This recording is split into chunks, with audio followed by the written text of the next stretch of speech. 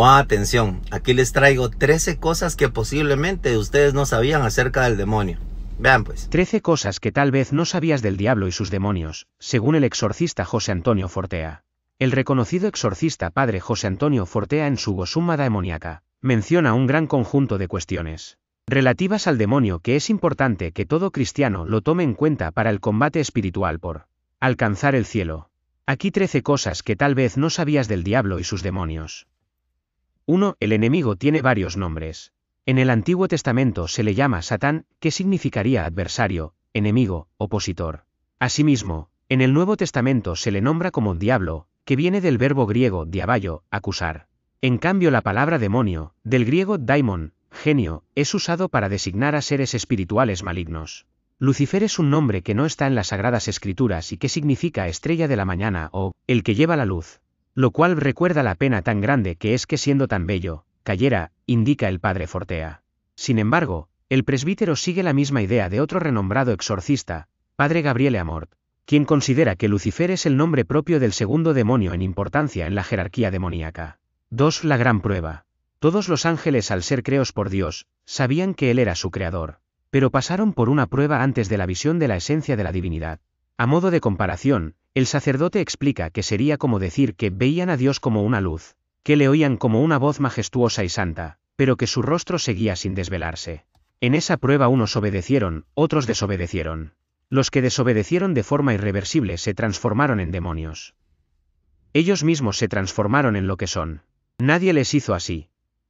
3. La batalla en el cielo fue intelectual. Al respecto, el exorcista indica que los ángeles desobedientes empezaron a odiar a Dios y a verlo como una cadena que oprimía su libertad. La batalla entre Miguel y Lucifer, cada uno con sus ángeles, no fue con armas, ya que no tienen cuerpo. Las únicas armas que pueden blandir son los argumentos intelectuales, explica. Unos se hicieron más soberbios, otros no tanto. Cada ángel rebelde fue deformándose más y más, cada uno en unos pecados específicos. Así como, por el contrario, los ángeles fieles se fueron santificando progresivamente. Unos ángeles se santificaron más en una virtud, otros en otra. Los ángeles fueron admitidos a la presencia divina. Y a los demonios se les dejó que se alejaran. 4. La razón de su rebeldía. Solo en este punto se toma como referencia el libro Historia del Mundo Angélico, también del Padre. Allí sugiere, a modo de novela, que la prueba por la que habrían pasado los ángeles es la revelación que les hizo Dios sobre crear el mundo material, con la humanidad, que Él se haría hombre para salvar a los pecadores y que nacería de una mujer, la cual sería la reina de los ángeles. Lucifer no pudo soportar esta idea, creía que él debería engendrarlo al ser la obra maestra del Creador. Más adelante con otros ángeles acusaron que Dios estaba equivocado y se rebelaron por completo. Los ángeles que acataron la voluntad de Dios se postraron a adorar a su Creador, aún sin ver todavía su esencia, mientras que los rebeldes se alejaron del amor de Dios. 5. Son seres espirituales. Un demonio es un ser espiritual de naturaleza angélica condenado eternamente. Es decir, no tienen cuerpo, no sienten inclinación a ningún pecado que se cometa con el cuerpo, pero pueden tentar a los hombres a pecar en esas materias. Comprenden esos pecados de un modo meramente intelectual y sus faltas son solo espirituales. En este sentido el exorcista precisa que Satán sigue siendo un bellísimo ángel en su naturaleza, aunque repugnante en su aspecto moral. Su ser personal se ha deformado, pero su naturaleza permanece y permanecerá intacta haga lo que haga. Dado que ambas cosas son inseparables, él auténticamente es un monstruo, un ser deforme, alguien que produce repugnancia y aversión. 6. Entre los demonios también hay tiempo. Su tiempo no es material como el de los humanos, sino que es un tiempo propio de los espíritus, que es llamado evo, aevum en latín, y que es la sucesión de actos de entendimiento y voluntad en un ser espiritual. El Creador, en cambio, vive en un eterno presente. Solo en él no hay sucesión de tiempo de ninguna clase. En él no ha transcurrido nunca ni un solo segundo, ni un solo antes ni después. La eternidad de Dios es cualitativamente distinta de la eternidad del tiempo material, con un principio, pero sin final, y de la eternidad del Evo, también con un principio, también sin final, puntualiza Fortea. 7. Sufren al considerar a Dios. Cada ángel caído en el conocer encuentra placer, pero también sufrimiento. Sufre cada vez que ese conocimiento le lleva a considerar a Dios.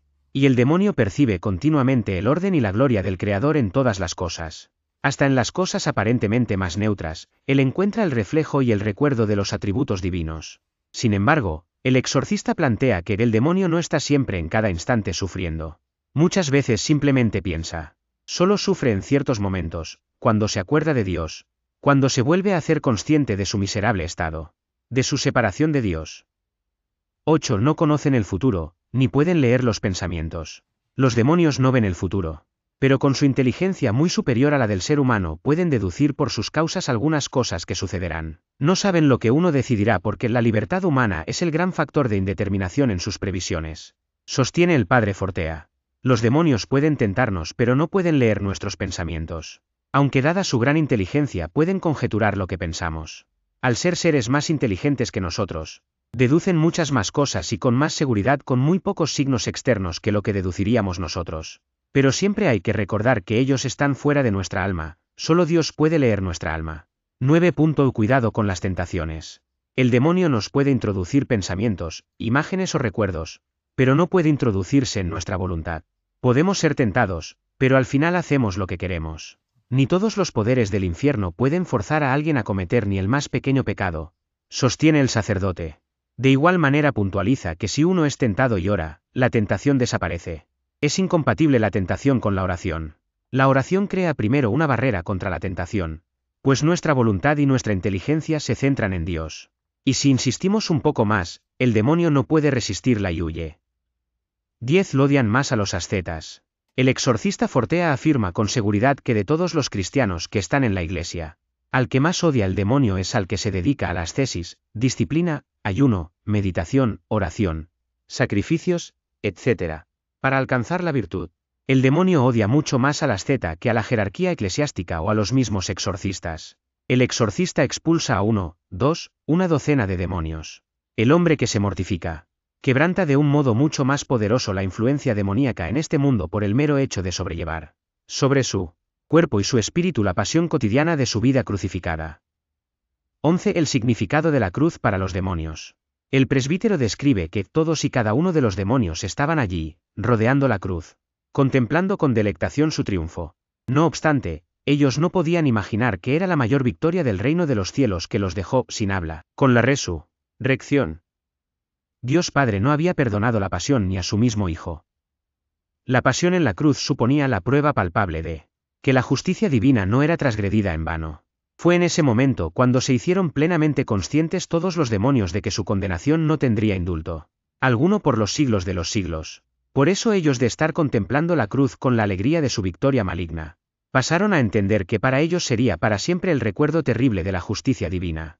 Y por eso, por encima de todo, los demonios odian la imagen de la cruz, más que la imagen de la Santísima Virgen María o la imagen de cualquier otro santo o la representación de otro misterio sagrado. 12. Los objetos que atormentan a los demonios. La Iglesia, con el poder que ha recibido de Cristo, puede unir un efecto espiritual a un objeto, explica el padre Fortea. Cuenta que en una ocasión no había agua durante un exorcismo y bendijo el contenido de una botella de limonada, pero el efecto que producía era mucho menor. Al cabo de unos minutos ordené en el nombre de Jesús al demonio que me dijera por qué era eso así. Se resistió, pero al final dijo que el agua era símbolo de pureza y limpieza. Si bien, dijo que aquel otro líquido bendito también le producía algún efecto, pero menos. Otros objetos que atormentan a los demonios son las reliquias de los santos y la cruz. Asimismo, las imágenes religiosas también los atormentan, más si están bendecidas. Y con mayor fuerza si en la bendición expresamente se pidió a Dios que repelieran a los demonios. 13. No es el 666. El exorcista afirma que identificar la figura bíblica del anticristo con la del diablo es un error, ya que el 666, que menciona el Apocalipsis, es número de un ser humano. Por lo tanto es un hombre que propaga el odio, la guerra y el mal. Nerón, Napoleón, y especialmente Hitler, son figura y bosquejo del anticristo definitivo y perfecto, señala. También nos aclara mucho la figura del anticristo su mismo nombre, anticristo. Es decir, se trata de la figura contraria a Cristo. Cristo era un hombre, el anticristo también. Cristo extendió el amor, la paz, la misericordia. El anticristo extenderá el odio, la guerra, la venganza. Miren, una de las grandes artimañas que tiene el demonio es hacerse ver que él no existe. Hacer ver que él no provoca nada en el ser humano, no tienta, no hace nada. Y ese es uno de los más grandes logros que Él ha hecho. De tener en cuenta que nosotros creamos que Él no existe. Y de hecho, muchos de los que están en el infierno es porque no creyeron que existía el infierno. No creen que existe el demonio. Y claro que existe. El mal existe. Las tentaciones existen. Muchos de los pensamientos que se nos vienen a nosotros proceden de Él. Y como dice en la Biblia, Él está como león rugiente viendo a quien devora. Y nosotros estar preparados y listos y saber entender cuando viene la tentación. Saber ver cuando viene la tentación y desecharla.